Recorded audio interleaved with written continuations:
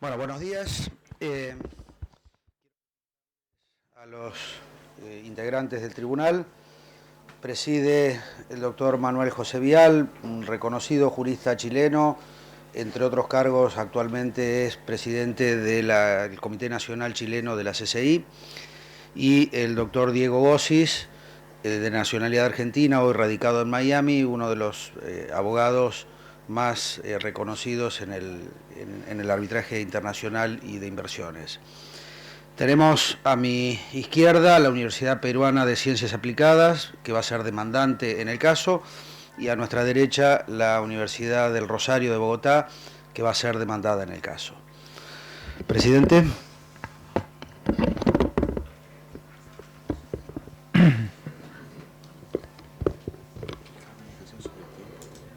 Perfecto. Una cuestión de orden logístico a los equipos antes de comenzar con el trámite de la audiencia. Estamos con una agenda apretada en su propio interés para que tengamos tiempo para deliberar y resolver entonces quién ha sido el equipo ganador de la competencia, la fase oral de la competencia. Los alegatos van restringidos a 12 minutos para la parte de jurisdicción, comenzando por la parte demandada, 12 minutos de jurisdicción para la parte demandante, 1 minuto de réplica, 1 minuto de dúplica y seguidamente 12 minutos de mérito la parte demandante, 12 la demandada, 1 minuto de réplica y 1 minuto de dúplica. El tiempo será llevado de manera rigurosa y si alguien quedó a mitad de la frase, espero que sea una buena frase y que lo mejor esté hacia el medio. Muchas gracias.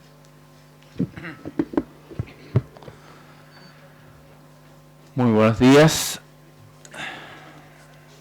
Se inicia la audiencia y se le da la palabra a la parte demandada para su alegato. Perdón, demandante. Perdón, tiene toda razón. Buenos días, señores miembros del tribunal. Representación de la parte demandante. Mi nombre es Valentina da Costa y junto con Carolina Ávila representamos los intereses de los señores Ernesto y María Raquel Prosperi como parte demandada en este procedimiento. De conformidad con esto, estableceremos las razones de hecho y de derecho por las cuales las pretensiones de la sociedad Promesa deben ser negadas en su totalidad, iniciando por los motivos por los cuales este tribunal no tiene competencia para conocer de la presente controversia. No sin antes, señores miembros del tribunal, dejar establecido lo que fue la realidad de las relaciones jurídicas, de las relaciones contractuales, en las cuales la sociedad Promesa tuvo participación. Estos fueron 3 contratos independientes. Un primer contrato de consultoría celebrado en el año 2012, un segundo contrato de refinanciación celebrado en el año 2012 y un nuevo contrato de consultoría celebrado en el año 2012. De estos 3 contratos, únicamente el primero tenía pacto arbitral y únicamente el tercero, es decir, el nuevo contrato de consultoría, era el contrato que vinculaba a los señores Prosperi, el único contrato de que los señores Prosperi fueron parte, el cual contenía una cláusula de jurisdicción nacional, señores miembros del tribunal. Y a partir de este contexto, esta representación desea establecer 3 puntos principales por los cuales este tribunal no tiene competencia para conocer de esta controversia. En primer lugar, no existe un pacto arbitral que vincule a los señores Prosperi. En segundo lugar, los señores Prosperi únicamente fueron parte del nuevo contrato de consultoría celebrado en el año 2012, que tenía una cláusula de jurisdicción nacional. Y en tercer lugar, y en todo caso, señores miembros del tribunal, el pacto arbitral invocado hoy por la sociedad Promesa se extinguió. En relación con el pacto arbitral que invoca la sociedad Promesa para someter a los señores Prosperi ante esta jurisdicción, es necesario establecer que no existe pacto arbitral vinculante para ellos. Dicho pacto arbitral fue un pacto arbitral incluido en un contrato de consultoría celebrado en el año 2009 entre el señor Abel Prosperi, la sociedad Promesa y la sociedad Cades. Como es bien conocido por este tribunal, por la contraparte, los señores Prosperi no fueron parte de dicho contrato y no consintieron esta jurisdicción, que de carácter excepcional debe ser siempre voluntaria y además implica para mis representados la renuncia a su juez natural. Pero más allá de eso, señores miembros del tribunal, esta representación es consciente de la muerte del señor Abel Prosperi en el año 2011 y que efectivamente se inició una sucesión intestada y que los únicos herederos del señor Abel Prosperi eran los señores Ernesto y María Raquel. Por supuesto que esta representación está al tanto de estos asuntos, pero de conformidad con el artículo 1257 del Código Civil Español relativo a los efectos de los contratos, el pacto arbitral tampoco les fue transmitido por causa de muerte.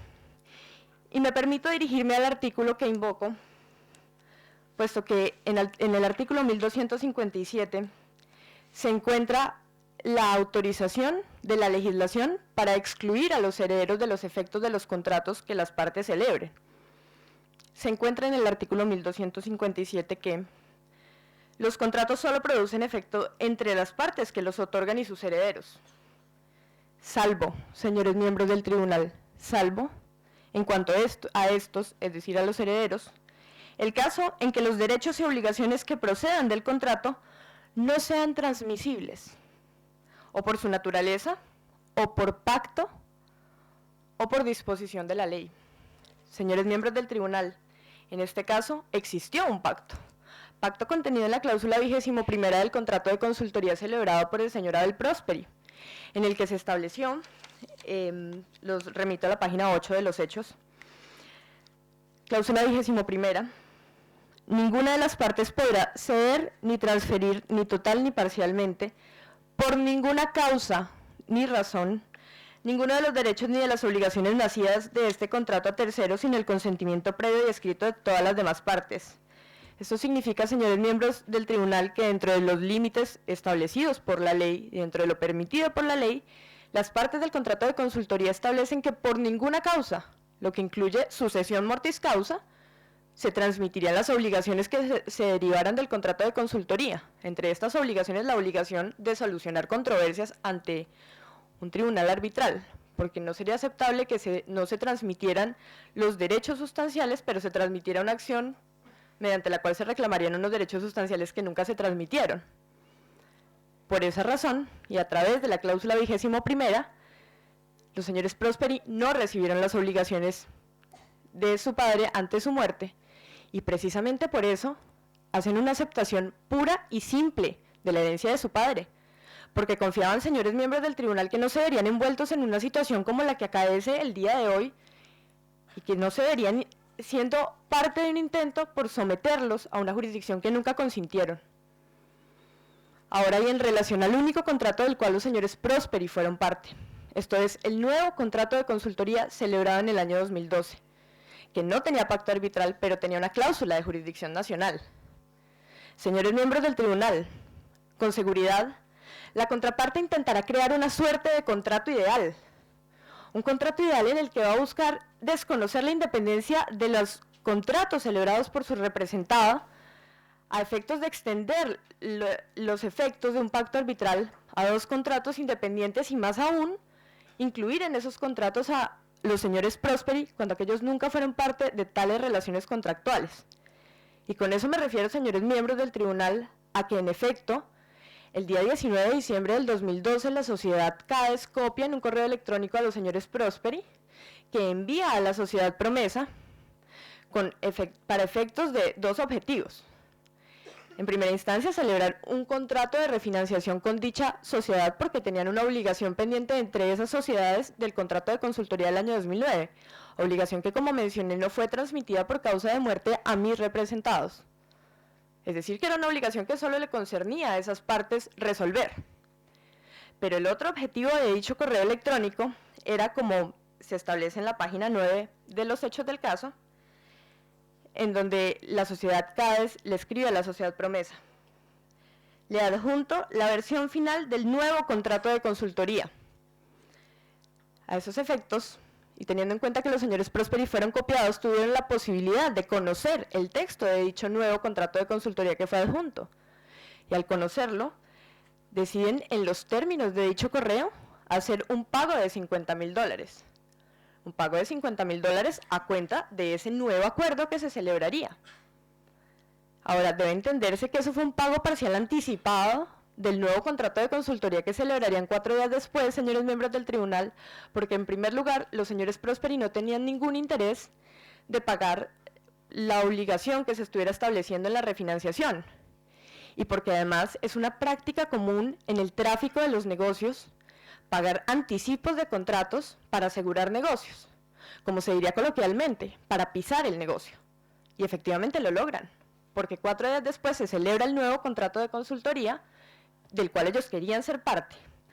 Ahora, es tan clara la existencia de estas dos situaciones jurídicas independientes y diferentes que en la aceptación que realiza Promesa de los términos propuestos del contrato de refinanciación propuesto por la sociedad CADES en el hecho 2.4.7, la sociedad Promesa distingue a perfección estas dos situaciones, aceptando de manera expresa la aceptación a todos y cada uno de los términos propuestos en el correo de ayer, es decir, del contrato de refinanciación, que constituye un contrato, puesto que su objeto era el de reemplazar una obligación de deuda antigua por una obligación de deuda nueva con características plenamente identificables, porque incluyen nuevas obligaciones como una cláusula penal, una cláusula aceleratoria, plazos nuevos, como se explicará en los alegatos de fondo.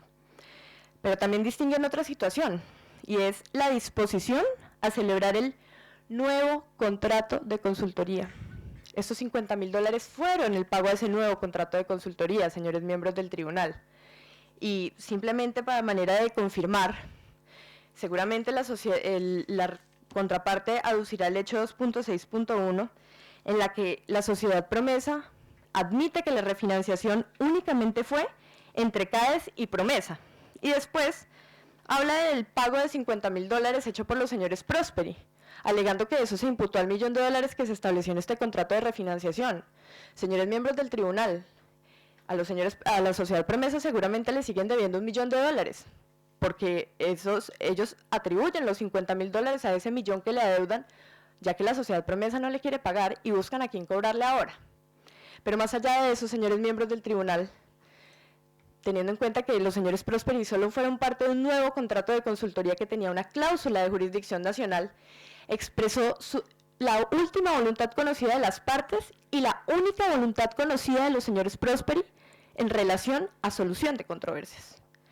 En todo caso, señores miembros del tribunal, si se llegara a aceptar la propuesta que seguramente escucharán de la contraparte, de una suerte de relación entre los contratos, el pacto arbitral se extinguió por esta relación. Porque en ese caso, señores miembros del tribunal, si existe una relación entre los contratos celebrados por la sociedad Promesa, dicha relación se debe predicar de los 3 contratos, y no únicamente del contrato de consultoría del año 2009 y el contrato de refinanciación, como intentará la sociedad Promesa hacer ver en su contrato ideal para extender efectos del pacto arbitral, pero desconocer la real voluntad de las partes, que es acudir ante la jurisdicción nacional. Ahora, estos 3 contratos son una consultoría, una refinanciación de la consultoría y una actualización del resultado de la consultoría. Es innegable que los 3 están vinculados y que cumplen un mismo propósito global. En este sentido, las partes se deben ver cobijados por los efectos que las partes les quieran dar. Así, la última voluntad de las partes fue ir a jurisdicción nacional, y más allá de eso, señores miembros del tribunal, lo que prueba esta voluntad es que el contrato de refinanciación se celebra el 20 de diciembre del 2012. No se incluye cláusula de jurisdicción de solución de controversias, pero 4 días después firman un nuevo contrato con una cláusula de jurisdicción nacional. Eso significa que era una decisión que las partes tenían pensados desde el pasado, porque en 4 días no es posible decir que en un contrato las partes quieren ir a jurisdicción arbitral y en 4 días cambian de opinión y quieren ir a la jurisdicción nacional. Señores miembros del tribunal, si en el contrato de refinanciación del 20 de diciembre del 2012 no se incluyó una cláusula de solución de controversias y 4 días después firmaron un contrato con una cláusula de jurisdicción nacional, es porque es una decisión que las partes ya tenían. Y es... Gracias.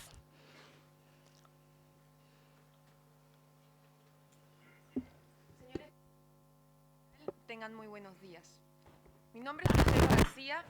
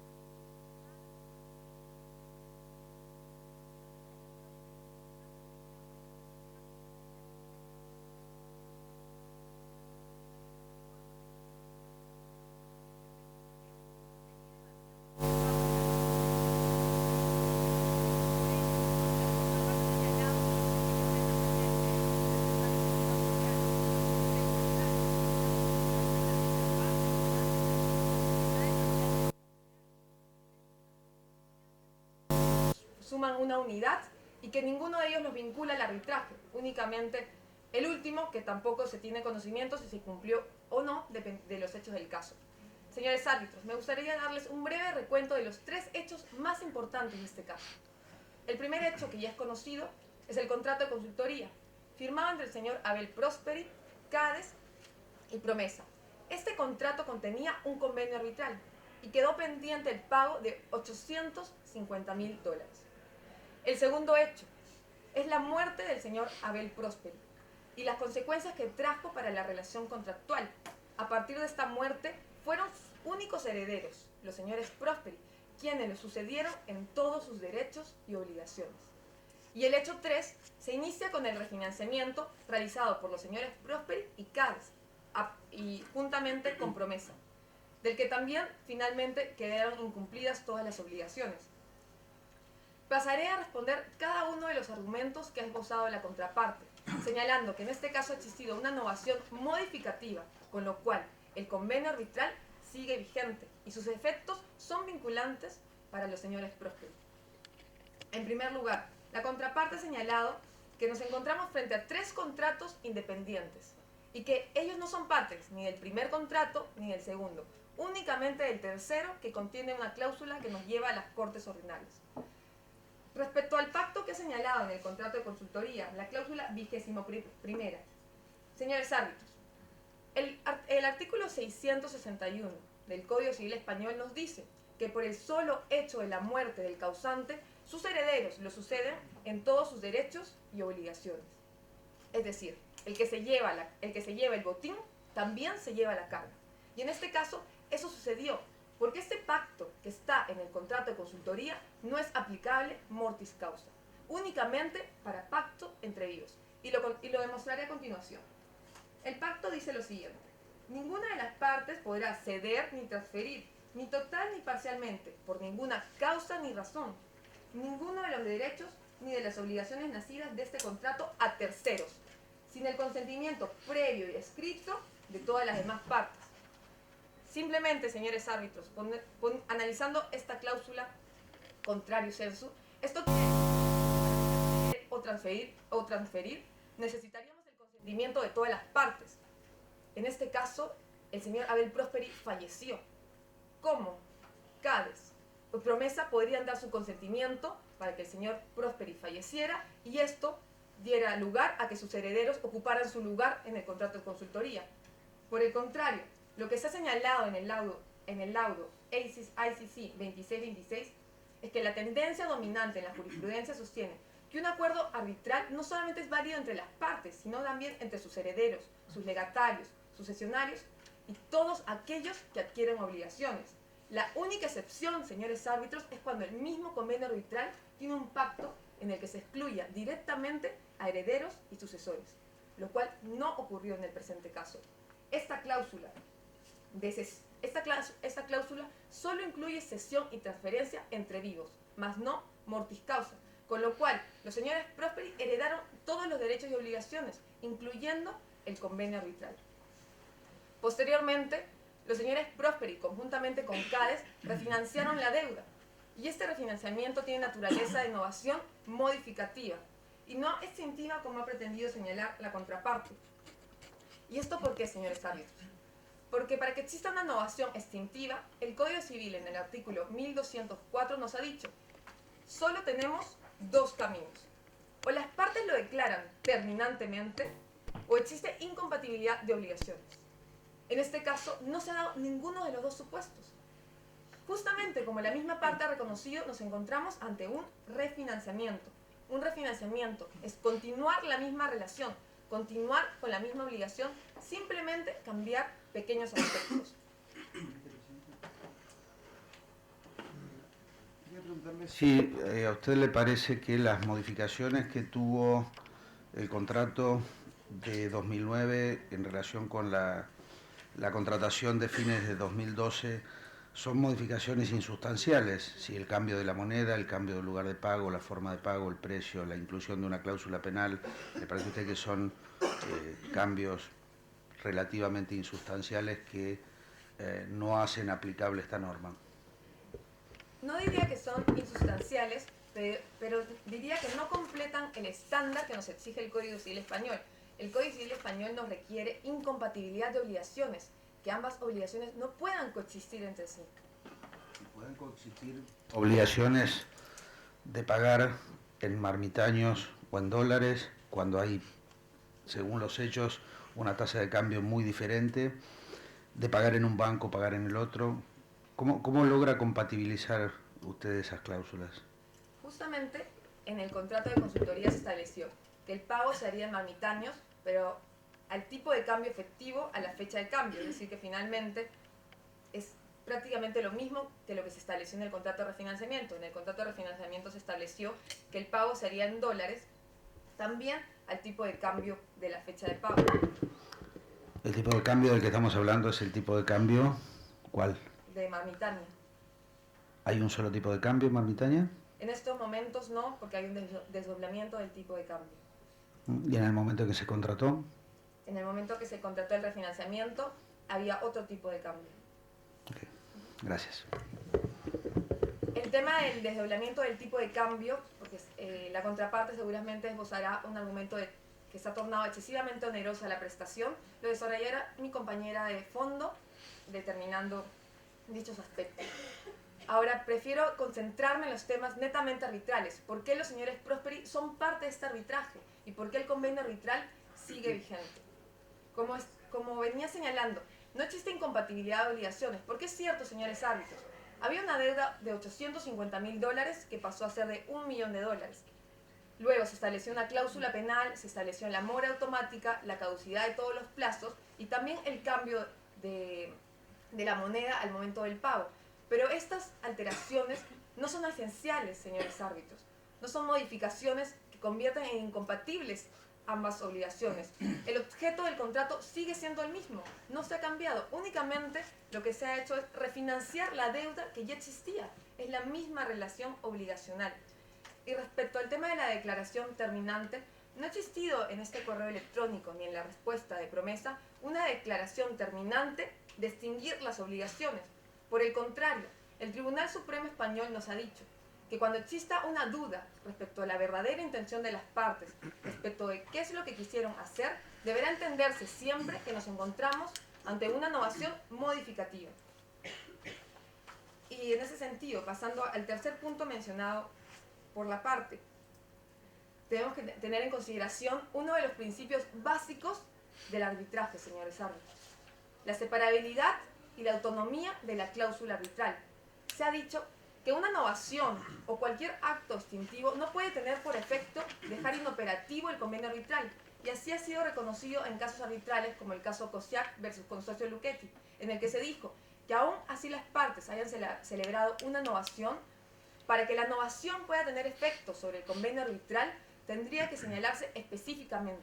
Y en este caso, en el contrato de refinanciamiento, las partes no hicieron ninguna mención a si quisieran extinguir el convenio arbitral. Por el contrario, así el convenio arbitral sigue existiendo y vincula a los señores Prosperi a este refinanciamiento. Por ello, señores árbitros, les solicitamos que declaren que los señores Prosperi sucedieron en todas sus obligaciones y derechos al señor Prosperi en el contrato de consultoría, y además que en el refinanciamiento no se novó extintivamente el convenio arbitral, con lo cual sigue existiendo, y esto los vincula a este arbitraje. Muchas gracias. Gracias, señores miembros del tribunal. La contraparte tiene una confusión, tal vez intencional, sobre el hecho en la forma como se novó, como se extinguió el pacto arbitral. Y es que esa extinción en materia de jurisdicción no se le está atribuyendo a las nuevas características de la refinanciación. Se le está atribuyendo a la última voluntad expresada en materia de jurisdicción de las partes, que es la cláusula de jurisdicción nacional incluida en el nuevo contrato de consultoría, la cual... Perdóneme, pero Sí. ¿estamos discutiendo en este tribunal el último contrato de consultoría? No, No entiendo la relación que esto tiene con el caso. en efecto, no es materia de discusión ante este tribunal, pero lo que sí es materia de discusión ante este tribunal es que tampoco queda clara por qué relacionan la consultoría, su refinanciación, pero excluyen la actualización de la consultoría. Cuando si tienen el mismo efecto para la consultoría y la refinanciación, la cláusula de su jurisdicción alegada, debería tener entonces también el mismo efecto la cláusula sobre la que no hay duda.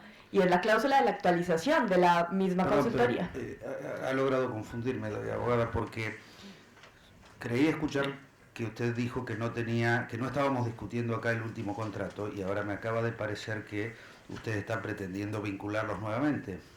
No lo ¿Estamos o no estamos discutiendo acá el último contrato? No lo estamos discutiendo, pero hay un hecho que sí conocemos en este tribunal y que sí están los hechos del caso, y es efectivamente que hay una cláusula de jurisdicción nacional incluida en el último contrato, y también conocemos el objeto.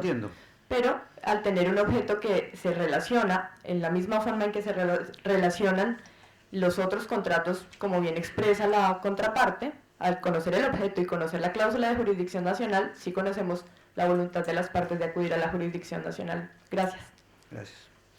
En relación con el correo electrónico de diciembre de 2012, los hechos del caso confirman que ustedes lo recibieron. ¿Es correcto? Estuvimos copiados, en efecto. Frente a un texto que cada uno lo calificará según los argumentos que pretenda derivar de ellos, pero que ciertamente puede no ser claro en algún punto, mi pregunta es si ustedes no sintieron la necesidad de pedir alguna aclaración, formular ustedes alguna aclaración, hacer algún comentario respecto de algunas expresiones de ese correo, como que esto era borrón y cuenta nueva, que esto podía implicar en alguna medida una extinción del contrato anterior y el nacimiento de uno nuevo. Digo, ante la duda de que esto pudiese ser interpretado así, ¿ustedes no se creyeron en la necesidad de hacer alguna aclaración? A su pregunta, señor miembro del tribunal, en relación a las expresiones borrón y cuenta nueva, dar vuelta a la página de las cuales esta representación es consciente, se ahondará en los alegatos de fondo y, en segundo lugar, en efecto no se vio en necesidad de hacer ninguna aclaración al pagar $50,000 porque, como se mencionó, los señores Prosperi no tenían no se les derivó ninguna obligación del contrato de consultoría del 2009 porque la cláusula 21 en efecto sí opera y no es para acto entre vivos, ya que si el señor Prosperi quería evitar que por su muerte sus herederos recibieran las obligaciones del contrato, lo debe haber previsto en vida. Entonces, en ese sentido, los $50,000 no requerían más aclaración que ser pagados en los mismos términos del correo electrónico. Gracias. Muchas gracias. Muchas gracias. Señores árbitros, la contraparte pretende hacernos creer que existe una sola voluntad para dos relaciones jurídicas obligacionales diferentes. Solo me gustaría remitirme al punto 6.4 de las aclaraciones de los hechos. El texto del correo electrónico del 19 de diciembre del 2012 no formó parte del contrato de consultoría firmado unos días después. En este segundo contrato no se hace ninguna referencia a las obligaciones, cumplidas o incumplidas, emergentes del contrato del 23 de octubre de 2009. Señores árbitros, este es un hecho indiscutible. Una preguntita, señora García. El texto del correo electrónico no es parte del contrato, pero el texto del contrato sí es parte del correo electrónico, ¿o no? No, lo que nos dice esta aclaración es que el texto del correo electrónico no formó parte del nuevo contrato de consultoría. Pero el punto 6.2 de las mismas aclaraciones dice que el texto de este contrato se remitió como archivo adjunto al correo electrónico. Entonces, hay una relación, al menos de simultaneidad, entre ambos documentos, fueron transmitidos en un único acto de la misma parte al mismo destinatario, ¿no? Sí, concuerdo en ese punto totalmente con usted.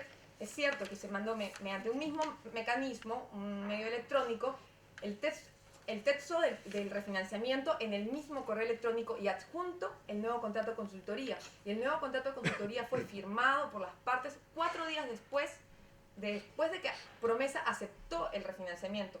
Con lo cual tenemos dos relaciones jurídicas totalmente distintas y separadas. La última voluntad de las partes en este nuevo contrato de consultoría de ir a las cortes ordinarias no puede ser oponible ni incluida en relaciones jurídicas anteriores. Más aún cuando las partes del contrato de consultoría del 23 de octubre de 2009 eran distintas.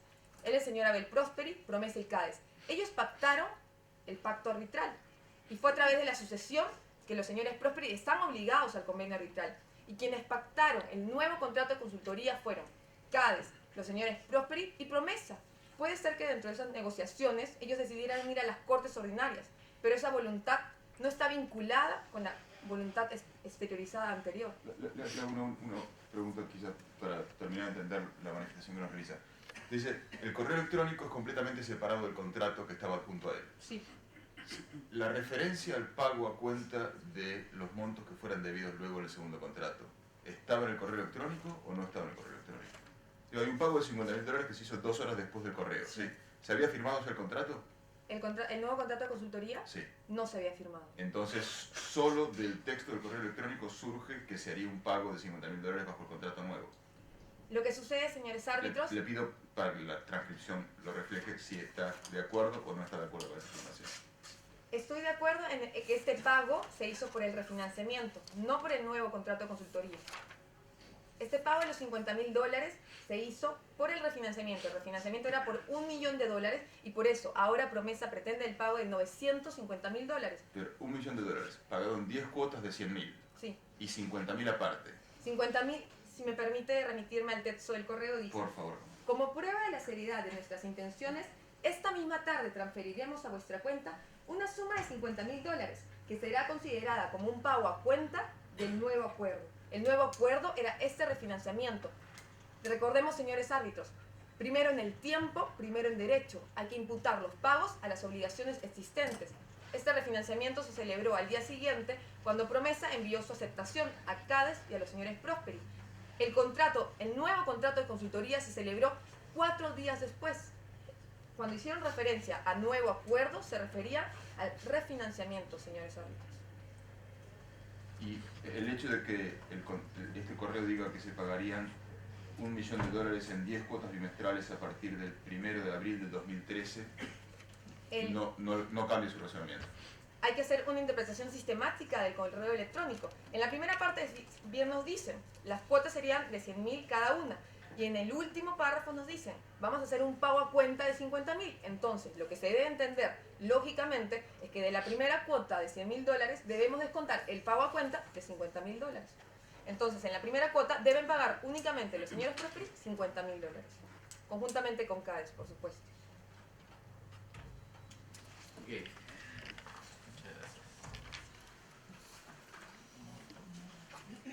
Yo tenía una única, muy cortita pregunta porque quería escuchar ambas partes y que agotar el debate a ver si había quedado no respondido. En su argumento, señorita Puta, acerca del efecto de la cláusula 21 o 21ª del contrato, esa cláusula 21ª termina diciendo sin el consentimiento previo de las demás partes, no de la parte sesionaria. Entonces yo me pregunto, el hecho de que estemos hoy en esta sala de audiencias, a instancias de la parte demandante, que era una de tales demás partes, ¿no constituye un reflejo de que hubo consentimiento de la parte cedida, vamos a decir, a que se transfiriera del señor Prosperi a los señores Prosperi esa deuda? No, señor miembro del tribunal, puesto que en primer lugar el consentimiento tenía que ser previo y escrito, el consentimiento en relación a esa transferencia previo y escrito no existe, y además porque en efecto para que operara la cláusula debía ser solicitado ese consentimiento por una parte hacia la otra. Y en ese sentido el señor Prosperi debió prever que por sucesión mortis causa se pudiera también transferir las obligaciones del contrato. Gracias.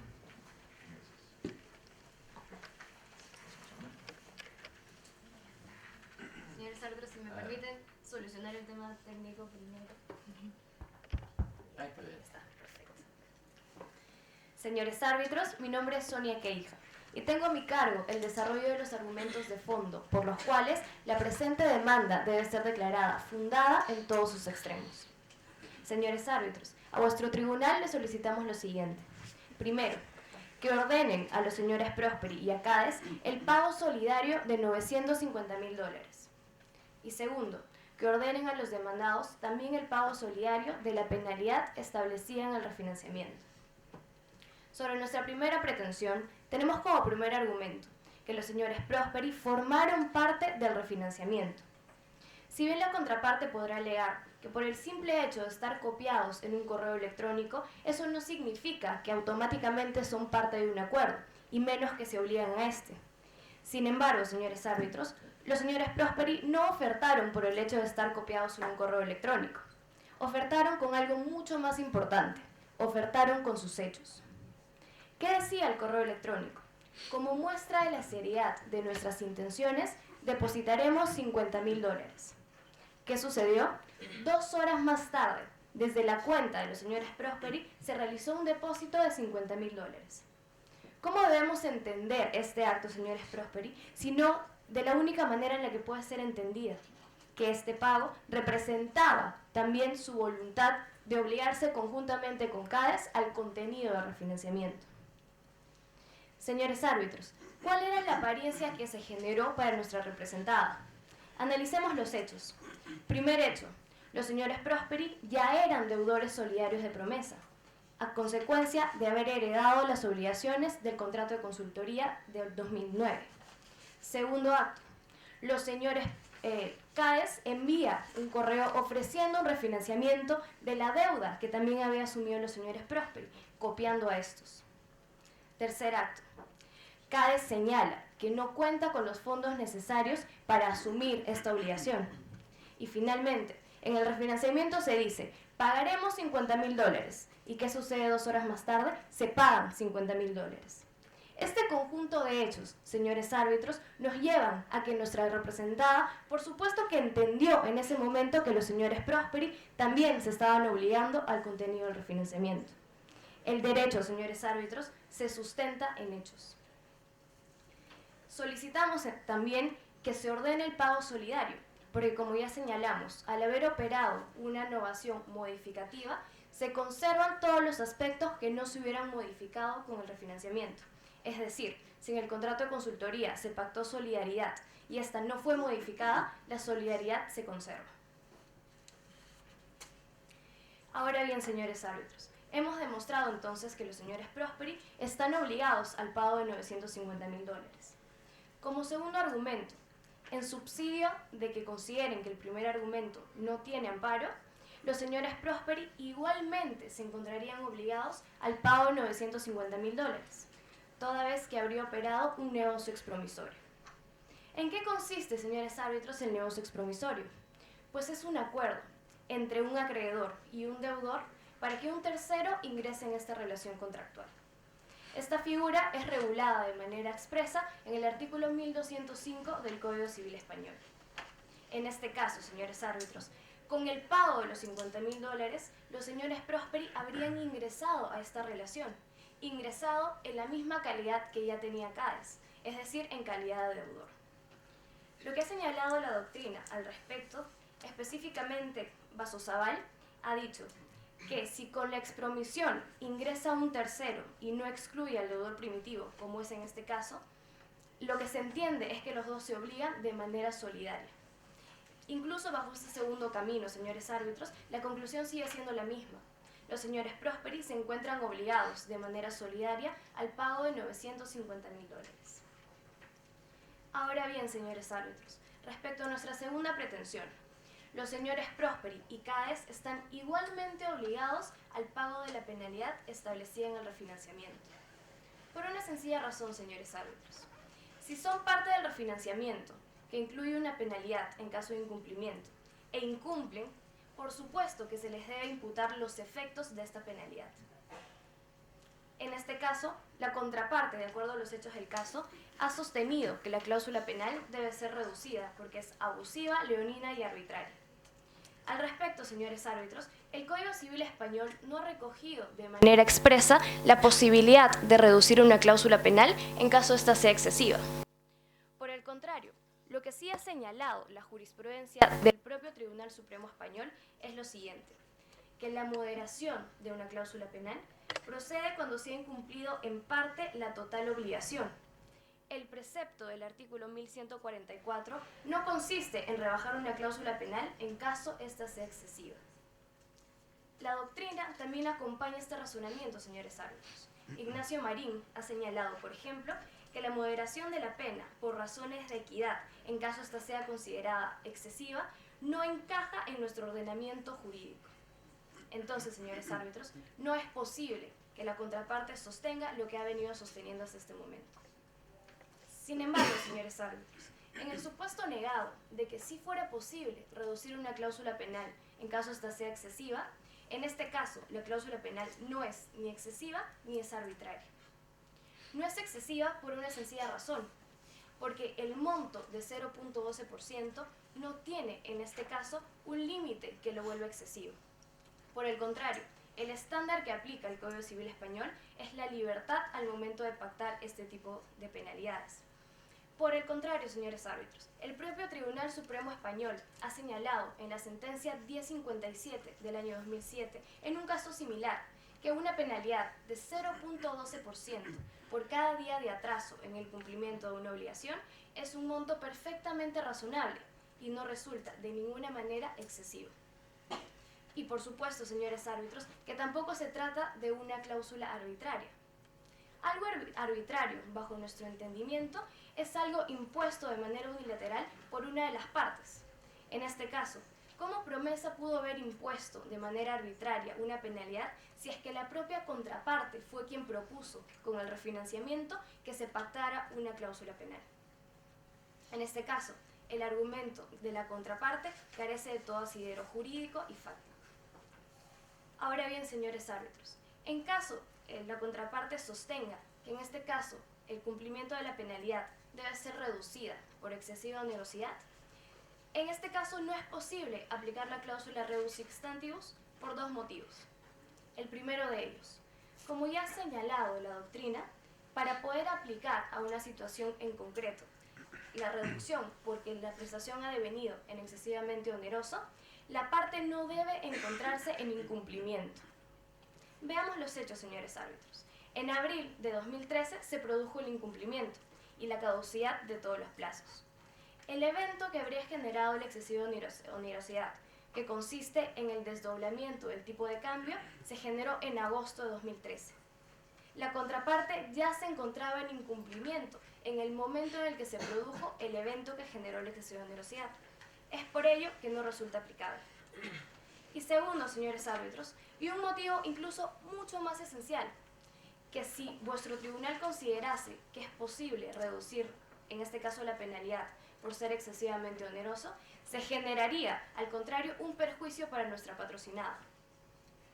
Lo que solicitaría la contraparte es que se equiparen las condiciones originales al momento de celebrar el contrato con las condiciones actuales. Es decir, la contraparte podría solicitar que se pague el mismo monto, pero con el tipo de cambio en el momento en el que se celebró el contrato, que era de 2.5 marmitáneos por dólar. El tipo de cambio actual es de 14 marmitáneos por dólar. En ese sentido, señores árbitros, haciendo los cálculos respectivos, en caso se considere esa posición de la contraparte, en este caso, lo que tocaría pagar como monto de la cláusula penal es de 908.508 dólares. En este caso, al tipo de cambio aplicado anteriormente, nuestra representada únicamente recibiría 130.000 dólares y no el $1.000.000 que le correspondía. En este caso, señores árbitros, por supuesto que se está generando un perjuicio para nuestra patrocinada. Resulta totalmente carente de lógica, señores árbitros, e incluso una falta de principio de justicia, que por el incumplimiento de la contraparte, nuestra patrocinada se vea afectada de una manera tan grave. Señores árbitros, finalmente solo para recordarles que este caso se trata de un compromiso doblemente incumplido, de un acreedor doblemente defraudado y de dos deudores que no quieren cumplir lo pactado. Muchas gracias.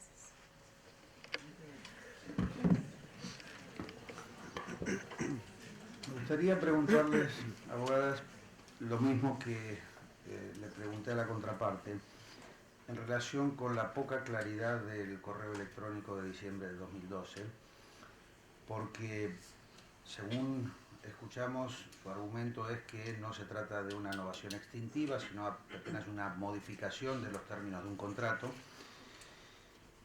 Y mi pregunta es si ustedes consideran que alguien que tiene la clara intención de solamente modificar algunas cláusulas no debió haberse expresado con un poco más de propiedad y evitar en todo caso la inclusión de términos que pudiesen dar lugar a dudas sobre la existencia de una verdadera novación extintiva. En este caso, señores árbitros, lo que hay que hacer es analizar el correo electrónico para entender cuál fue la verdadera intención de las partes. Es cierto que en el correo electrónico se mencionó lo siguiente. Sé que este ha sido un tema enojoso que ha causado dificultades financieras a Promesa, pero le propongo dar vuelta a la página, olvidar y dejar a un lado lo pasado, y empezar de cero, haciendo borrón y cuenta nueva. En este caso, señores árbitros, la intención de las partes fue dejar atrás todos los fastidios, porque recordemos que Cádiz y los señores Prosperi venían incumpliendo por más de 4 años, lo que causó en Promesa dificultades financieras, y claro que generó un fastidio. La intención de las partes fue decirle a Promesa: yo sé que te incumplí, yo sé que no pagué. Los señores Prosperi no asistían a las negociaciones, los ignoraban. Pero mira, tengo la intención de pagarte. Olvidemos los problemas de las relaciones comerciales, te voy a refinanciar la deuda y sigamos adelante. Pero esto de ninguna manera puede entenderse como extinguir un contrato y reemplazarlo por otra obligación. Según usted nos ha dicho, la transferencia de los $50.000 fue a cuenta del contrato anterior. Los $50.000 fue a cuenta del refinanciamiento. De la modificación del primer contrato, no del segundo contrato de consultoría. Sí, ¿Es correcto? Sí, correcto. ¿Cómo explica entonces que ustedes mismos, sus clientes, obviamente no ustedes personalmente, hayan escrito en el anteúltimo párrafo de ese correo que la transferencia será considerada como un pago a cuenta del nuevo acuerdo? Nuevo acuerdo no genera todavía más dudas que el borrón y cuenta nueva sobre la naturaleza de este nuevo acuerdo de voluntades. Por el contrario, señores árbitros, si vemos, las partes han hecho una distinción. Al refinanciamiento le han llamado nuevo acuerdo y al nuevo contrato de consultoría lo han llamado así. Si me permiten, en la aceptación de Promesa, en el último párrafo dice: asimismo, le ratifico nuestra disposición a celebrar el nuevo contrato de consultoría, y no dice nuevo acuerdo, con lo cual las partes claramente han dicho: nuevo acuerdo es el refinanciamiento y el otro contrato es el nuevo contrato de consultoría, con lo cual no hay una confusión entre ambos términos. Si se utiliza la palabra nuevo para referir a la continuidad de una cosa y a una cosa distinta, ¿usted cree que no puede generar esto alguna confusión? Lo que sucede es que para partes que son comerciantes, el refinanciamiento opera como un nuevo acuerdo, porque justamente sí, en la realidad es un nuevo acuerdo, y en términos jurídicos es una continuación, es únicamente una modificación del contrato de consultoría. ¿Nuevo es la continuidad de algo? Para las partes, de manera coloquial, al referirse al nuevo acuerdo, se estaban refiriendo a este acuerdo de refinanciamiento de manera coloquial. Este nuevo acuerdo que estamos celebrando en estos momentos. Pero eso no quiere decir que se le cambie el contenido jurídico o la naturaleza de una obligación. De igual manera, cuando refieren un nuevo contrato de consultoría, es porque van a firmar próximamente un contrato de consultoría. No una modificación de uno anterior. O sea, nuevo en el contexto del contrato de consultoría significa una cosa distinta de la que existía, y nuevo en el contexto de la refinanciación significa la continuidad de lo que ya existía. Entonces, mi pregunta es si nuevo no está siendo utilizado para definir dos cosas absolutamente diferentes. Justamente yo entiendo la preocupación del tribunal, que podría dar lugar a dudas, pero por ello debemos analizar sistemáticamente cuál fue la voluntad de las partes en todo el correo electrónico, no solamente en la última palabra cuando hacen referencia a nuevo acuerdo. Por ello, como hemos visto, la única mención posible de extinguir sería hacer borrón y cuenta nueva, dejar atrás, olvidar, y lo que hemos señalado es mirar qué es lo que dijeron las partes antes de decir ello, y dijeron: sé que este ha sido un tema enojoso, con lo cual con estas frases hicieron referencia al incumplimiento del refinanciamiento. Y le propongo los siguientes términos. Finalmente le dicen que este pago de $50.000 será considerado como pago a cuenta de este nuevo acuerdo. Claro que para partes que no son abogados, que son comerciantes, más bien uno es ingeniero, decir nuevo acuerdo es completamente compatible al referirse a este refinanciamiento. Pero al analizar el trasfondo jurídico, sí vemos que teníamos un contrato de consultoría con una obligación de pago. Y lo que se hizo con este refinanciamiento, refinanciar, establecer un nuevo cronograma de pago con algunas otras alteraciones, no fue extinguir la obligación principal y mucho menos extinguir el convenio arbitral, fue únicamente modificar. Muchas gracias. Muy bien.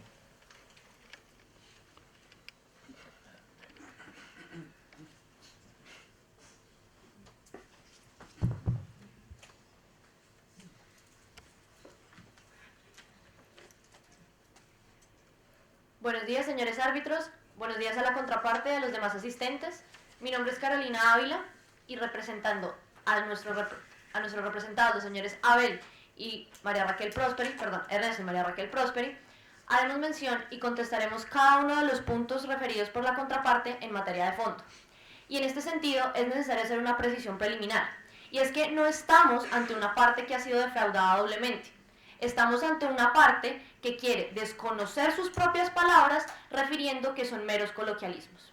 Y eso me permite iniciar con mi primer punto, y es que las obligaciones que hoy Promesa intenta cobrarle a nuestros representados se extinguieron respecto de ellos.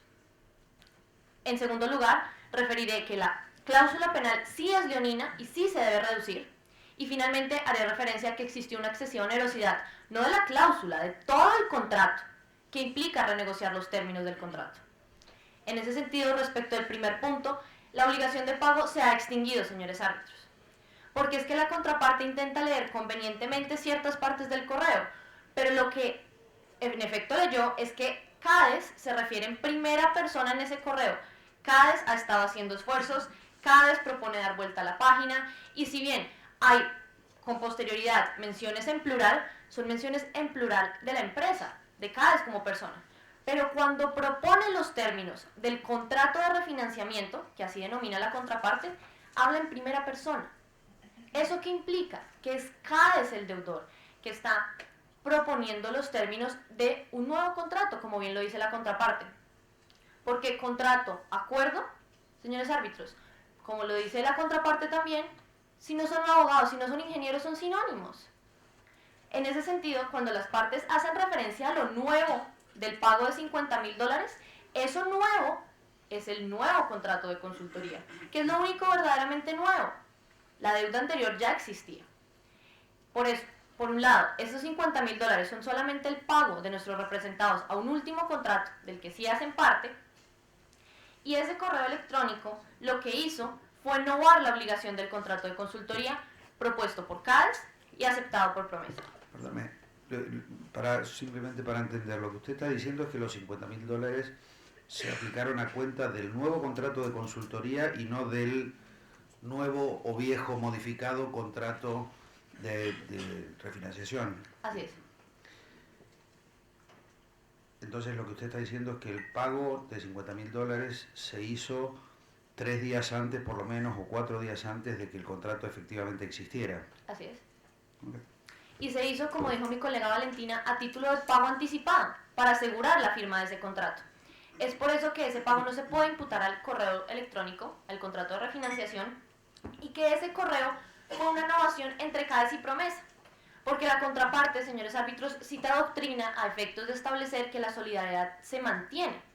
Pero es que la propia ley pactada por las partes, el Código Civil Español, establece lo siguiente en su artículo 1137, que es de hecho el citado por la contraparte, y es que la obligación solidaria se debe expresar de esa manera.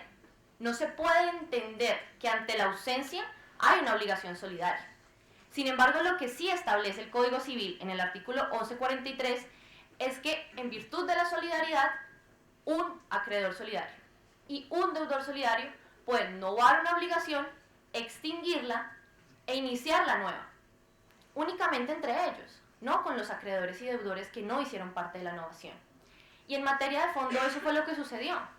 CADES propone una novación a Promesa, Promesa acuerda, dejan, inclusive, si partimos del supuesto en que a los señores Prosperi se les transmitieron las obligaciones, que de nuevo para nuestros representados ello no sucedió, incluso si partimos de ese supuesto, ante la transmisión de esas obligaciones y no incluir a los señores Prosperi en esa novación, extinguieron la obligación respecto de ellos, lo cual sin perjuicio de las acciones que pueda tener el deudor que pague en los términos del Código Civil Español. Solo para entender su posición. Si los señores Prosperi son parte de la novación, entonces se aplicaría la solidaridad, se aplicarían todos los términos de la refinanciación, incluido la penalidad, incluido la caducidad o aceleración de plazos. Y usted dice, esto no sucedió. Y como no fueron parte de esa novación, entonces, por algún motivo que me va a tener que explicar ahora, usted dice, se extinguió respecto de ellos la obligación. ¿Por qué se habría extinguido respecto de ellos la obligación si ellos no fueron parte de la novación? Gracias. Respecto al primer punto, en efecto, si lo fueran parte, seguirían obligados. Sin embargo, no lo fueron, lo que me permite mencionar su segundo punto, y es que el artículo 1143, que si me permiten leerlo textualmente, establece lo siguiente. La novación, hecha por cualquiera de los acreedores solidarios con cualquiera de los deudores de la misma clase, extingue la obligación sin perjuicio de lo dispuesto en el artículo 1146. Posteriormente se hace referencia a que si un deudor paga, como es lo propio de la obligación solidaria, podrá tener acción contra los demás deudores. Pero el acreedor que no va a la obligación con uno de esos deudores ya no puede cobrarle a los demás, que es lo que intenta hacer promesa en este tribunal. Y es por ello, señores árbitros, que la obligación que hoy intenta cobrar promesa de $950.000 se extinguió respecto de nuestros representados, y es únicamente CAES quien ahora es deudor de esa obligación. Pero inclusive, me referiré entonces al segundo punto, y es que en todo caso la cláusula penal sí debe proceder a reducirse, porque es que la contraparte refiere que el derecho, señores árbitros, se sustenta en los hechos, y así es, pero en los hechos relevantes. Y el hecho relevante es que sí hay un límite establecido en la legislación española y que ese límite en los hechos sí se ha pasado, y lo que hoy nos intentan cobrar sobrepasa el límite de usura establecido en la legislación española. ¿Por qué? Porque la contraparte ha referido que no existe tal límite y que no se puede reducir una cláusula penal. Sin embargo, sí se puede reducir una cláusula penal y sí existe ese límite. Si entendemos que se puede reducir la cláusula penal, estamos bajo el supuesto del artículo 1154, referido por la contraparte. Y la contraparte ha citado jurisprudencia española, según la cual la multa que hoy, de hecho, el 0.12% que hoy intentan cobrar no es excesivo. Sin embargo, lo que no menciona es que en esa y sentencias anteriores desde el 2002, como la del mayo 7 de 2002, el tribunal lo que ha dicho es que es un análisis que se ha de hacer caso a caso. De hecho, en la sentencia del 2002 determinó que el 29% sí era un límite que debía reducirse en la cláusula penal. En este caso, señores árbitros, estamos ante un 43.8% que en verdad lo que intenta cobrar la contraparte sobrepasa los límites de usura, que me permite referirme al segundo punto.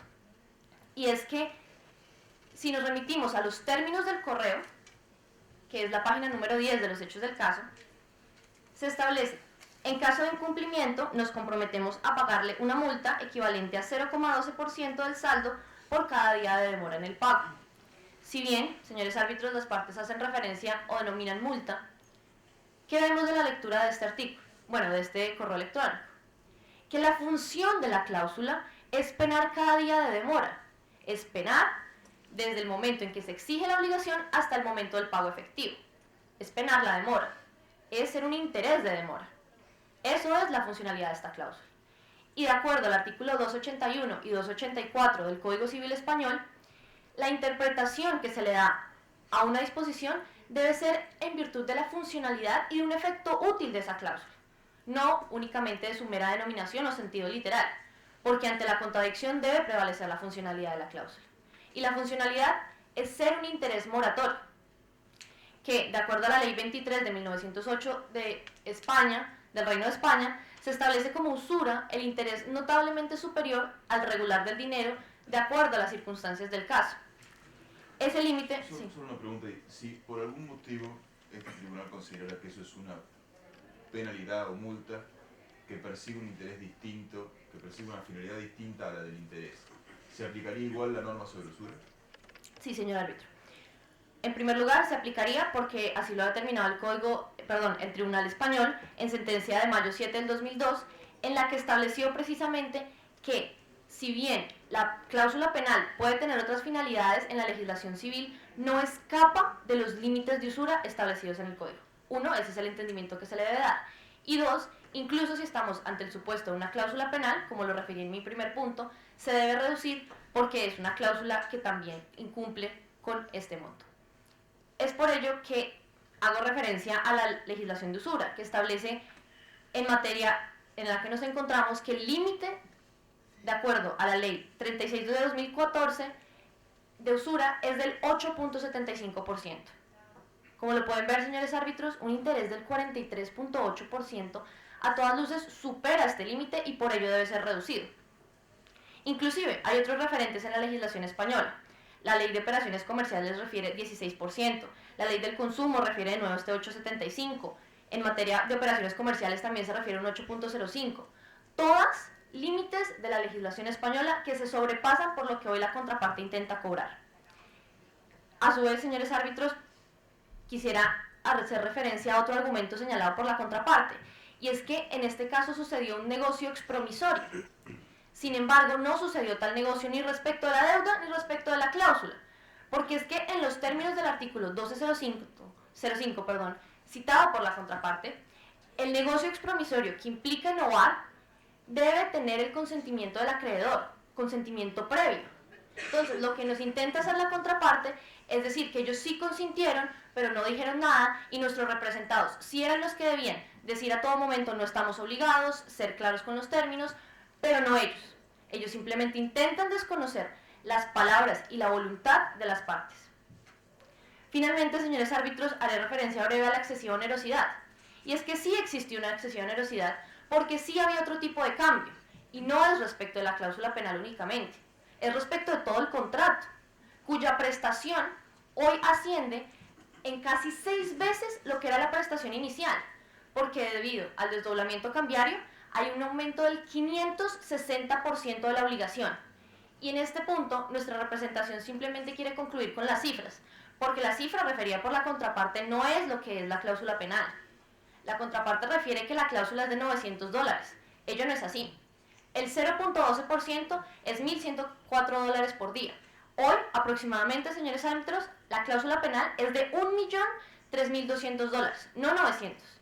Y el total de lo que nos intentan cobrar es $1.953.200, que a la tasa de cambio momentánea, donde están nuestros representados, donde están sus activos, donde están sus negocios, implica pagar 14 veces la obligación. Es por eso que sí existe una excesiva onerosidad, que la cláusula penal sí debe reducirse porque sobrepasa el límite de usura y que las obligaciones que hoy nos intentan cobrar se extinguieron respecto de nuestros representados.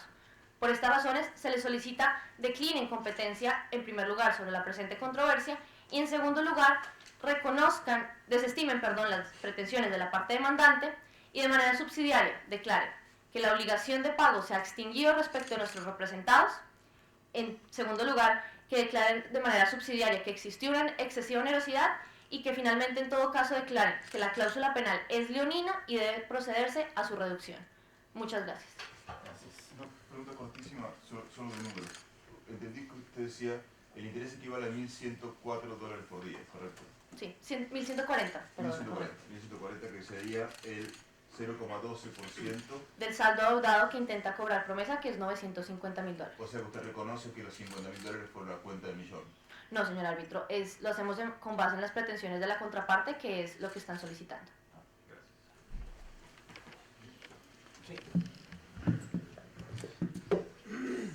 La pregunta que me surge de escuchar sus argumentos es, porque veo el énfasis que pone en tratar de convencer a este tribunal de lo excesivo y abusiva que es esa condición contractual. La pregunta es, ¿no les pareció excesiva y abusiva cuando recibieron el correo electrónico? Gracias por su pregunta, señor árbitro, porque me permite precisar que la contraparte ha dicho que propusimos esos términos y esos términos los propuso CADES. En ese sentido, no propusimos los términos, no acordamos a los términos porque el pago fue a cuenta del nuevo contrato, y cuando CADES propone esos términos, únicamente se le puede imputar tal propuesta a quien en verdad envía ese correo electrónico, porque es CADES quien hace referencia a las expresiones borrón y cuenta nueva, dar vuelta a la página y empezar de cero, ¿Qué es lo que la contraparte intenta desconocer? Intenta desconocer que la Real Academia Española ha dicho que borrón y cuenta nueva es dejar deudas del pasado atrás y empezar como si nunca hubieran sucedido. Es por ello que cuando CADES propone una innovación a promesa, no van a ese contrato y cuando CADES no les cumple, intentan cobrarle a un deudor que ya no está obligado.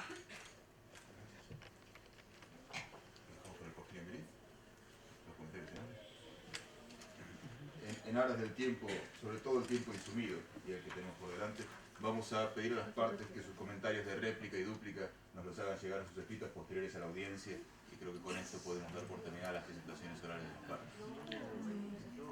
¿Podríamos solicitar 30 segundos de dúplica y réplica en materia de fondo para concluir?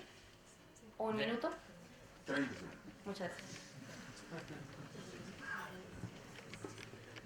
Señores árbitros, solamente un punto. La contraparte ha señalado que exigir el monto tanto de la penalidad como de la deuda sería abusivo, porque superaría los límites pactados en la ley de usura. Señores árbitros, el propio Tribunal Supremo Español ha sostenido que en el caso de intereses moratorios, como en este caso, no se aplica la ley de la usura. Incluso si se aplicara, el monto máximo establecido en esta ley era de 50%, monto al cual ni siquiera llega nuestra pretensión. Pero incluso, señores árbitros, este límite de 50% ha sido derogado en el año 2000. En este caso, lo único que podríamos prever es que los jueces, el criterio de razonabilidad que deberían aplicar es en función, entonces, del 50% que se vino aplicando durante más de 100 años.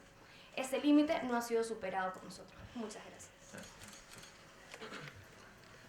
Gracias, señores árbitros. Los límites citados por la contraparte no son los que se aplican al caso. Las leyes citadas son del 2014.